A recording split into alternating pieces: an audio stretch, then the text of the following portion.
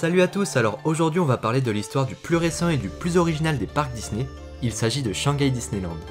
Il faut savoir que la possibilité de construire un parc Disney à Shanghai avait déjà été évoquée avant l'ouverture de Hong Kong Disneyland en 2005.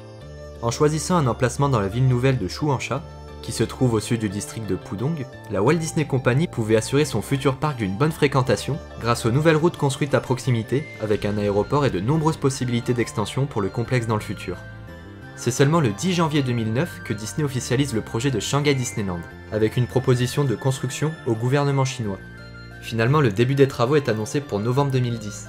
L'objectif de Shanghai Disneyland était de créer de toutes pièces un tout nouveau parc Disney. C'est surtout pour ne pas faire un simple copier-coller d'un parc déjà existant.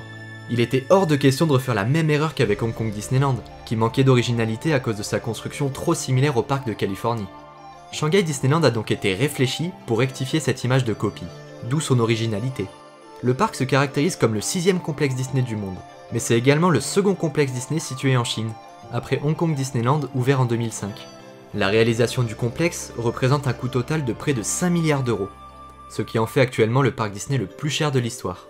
Il faut dire qu'il est à la pointe de la technologie, grâce à son ouverture très récente. L'inauguration officielle du parc a eu lieu le 16 juin 2016.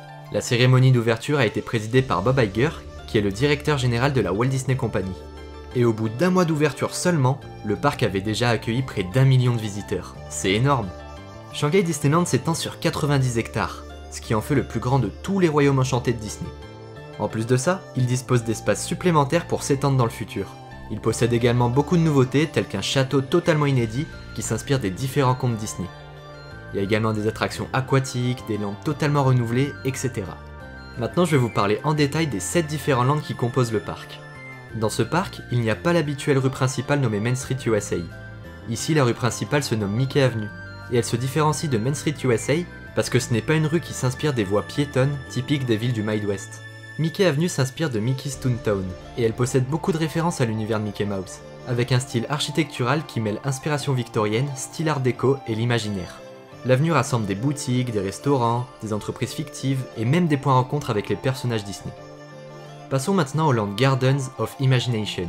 Gardens of Imagination est le tout premier land au monde à occuper la place centrale du parc devant le château. Cette zone comprend 7 jardins sur le thème de la Chine. Il y a également des attractions comme par exemple le Fantasia Carousel, ainsi que Dumbo The Flying Elephant. Cette zone est exclusive au parc et n'existe dans aucun autre parc Disney du monde. Et personnellement je trouve que les jardins sont magnifiques et très bien entretenus. Ensuite, il y a Adventure Isle. C'est un peu un style d'Adventureland présent habituellement dans les autres royaumes enchantés. Mais contrairement aux autres, il intègre un arrière-plan scénaristique commun à toutes les attractions. L'histoire du land est basée autour du camp de la Ligue des Aventuriers, qui est implanté dans la jungle près d'un village de natifs. En 1935, les natifs ont accueilli des aventuriers, et l'attraction Roaring Rapids fait référence à cette histoire. Dans cette attraction, les visiteurs vont devoir se mettre dans la peau d'aventuriers, qui mènent une expédition vers une montagne dans laquelle une créature mythologique est censée résider. La zone comporte aussi la fameuse attraction Soaring Over the Horizon, qui est une déclinaison internationale du simulateur de vol Soarin, présent dans d'autres parcs Disney. Parlons maintenant de Tomorrowland. Ce land comporte plusieurs différences avec ceux des autres parcs.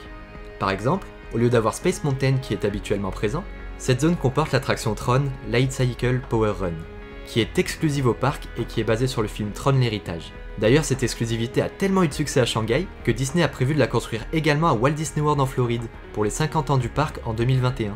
Elle se positionnera juste à côté de leur Space Mountain. Mais revenons-en au Tomorrowland de Shanghai. Il comporte une attraction qui possède le même type qu'Orbitron, et il y a aussi une nouvelle attraction centrée sur Buzz l'éclair, nommée Buzz Lightyear Planet Rescue. Elle dispose de nouvelles technologies inédites par rapport aux versions des autres parcs. Par exemple, elle est plus au point technologiquement par rapport à celle de Disneyland Paris. Ensuite, il y a le land Treasure Cove. Et personnellement, c'est mon land préféré. Treasure Cove est un land totalement exclusif à Shanghai Disneyland. Son décor fait référence à une ville portuaire du XVIIIe siècle, située dans les Caraïbes. La ville a été capturée par le capitaine Jack Sparrow. Dans ce land, vous pourrez retrouver un lac, ainsi qu'une toute nouvelle version de l'attraction Pirates des Caraïbes, intitulée Pirates of the Caribbean, Battle for the Sunken Treasure. L'attraction est à la pointe de la technologie, et certains effets sont vraiment bluffants. Il y a un mélange de décors réels et d'écran qui apporte une sorte de profondeur pour accentuer l'immersion. Et franchement, je trouve que technologiquement parlant, en matière de Dark Ride, c'est l'une des plus belles réussites de Disney. Je l'avais d'ailleurs très bien classé dans mon top 10 des meilleurs Dark Ride Disney du monde. Je vous invite à aller voir ou revoir la vidéo, vous en prendrez vraiment plein les yeux. La zone de Treasure Cove possède également un spectacle de cascade inspiré de Pirates des Caraïbes et Siren's Revenge, Il y a aussi une aire de jeu interactive thématique à bord d'un galion français. Passons à Fantasyland. Fantasyland est le plus grand land de ce parc et comporte des zones dédiées aux classiques d'animation Disney. Il comprend également le château du parc, nommé Enchanted Storybrooke Castle, dédié à toutes les princesses Disney.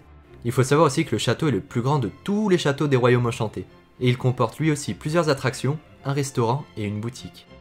À Fantasyland, il y a des attractions mythiques telles que Peter Pan's Flight, mais il y a aussi des exclusivités, comme par exemple Voyage to the Crystal Grotto, qui propose un voyage en bateau à travers les différents contes de Disney. Je trouve justement que ce voyage en bateau est plutôt bien réussi et assez moderne. L'attraction me fait d'ailleurs penser un petit peu au Pays des Contes de Fées de Disneyland Paris, mais en mieux quand même. Après c'est vrai que c'est pas non plus très comparable parce que les décors n'ont rien à voir puisque à Disneyland Paris c'est sur des miniatures. La zone de Fantasyland comporte aussi deux attractions sur Winnie l'ourson. Il y a un dark ride qui se nomme Many Adventures of Winnie the Pooh, ainsi qu'une déclinaison des tasses à café avec des pots de miel, nommée Uni Pot Spin.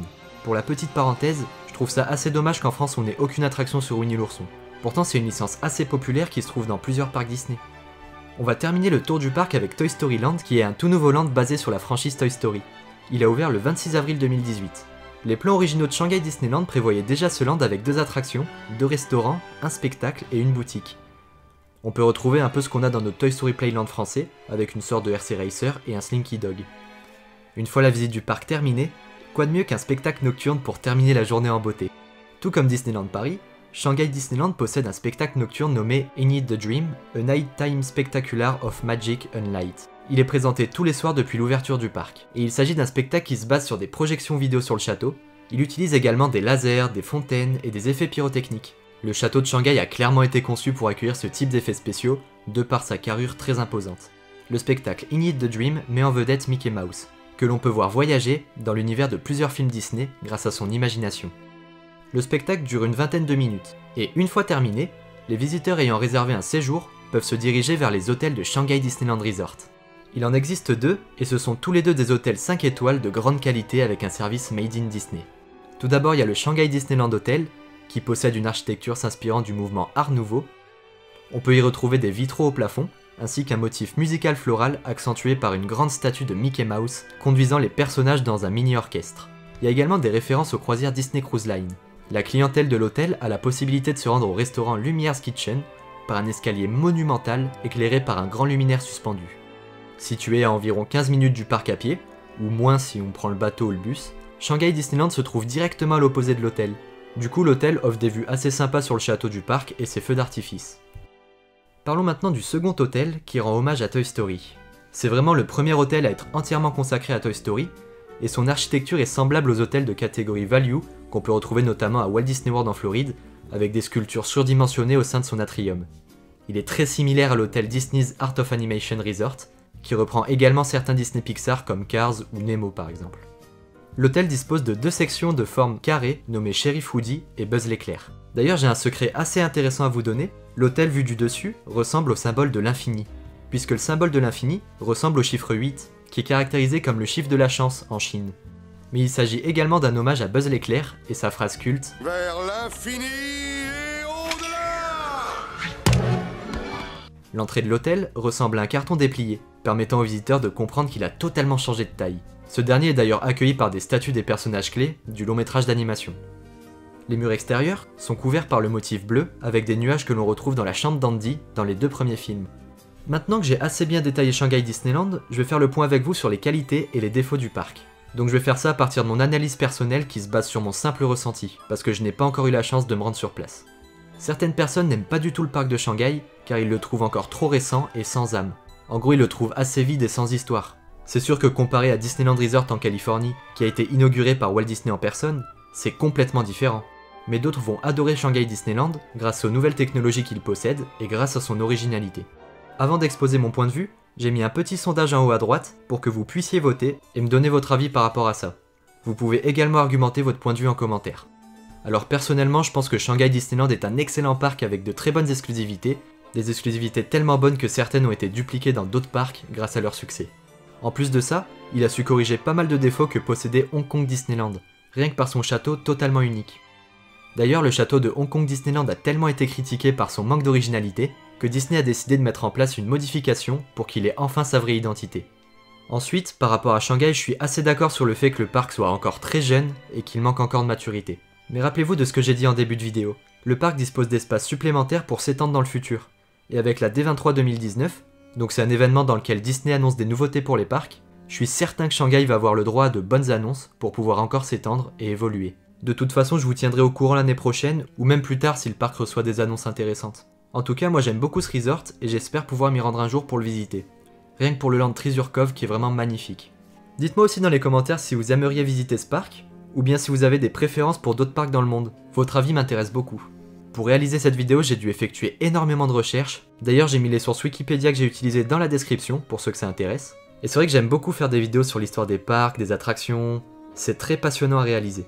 D'ailleurs, si la vidéo vous a plu, vous pouvez laisser un pouce bleu. Vous pouvez également vous abonner et activer la petite clochette pour ne rien manquer dès que je sors une vidéo sur les parcs. Quant à nous, on se retrouve dans de prochaines vidéos. Restez connectés et à bientôt.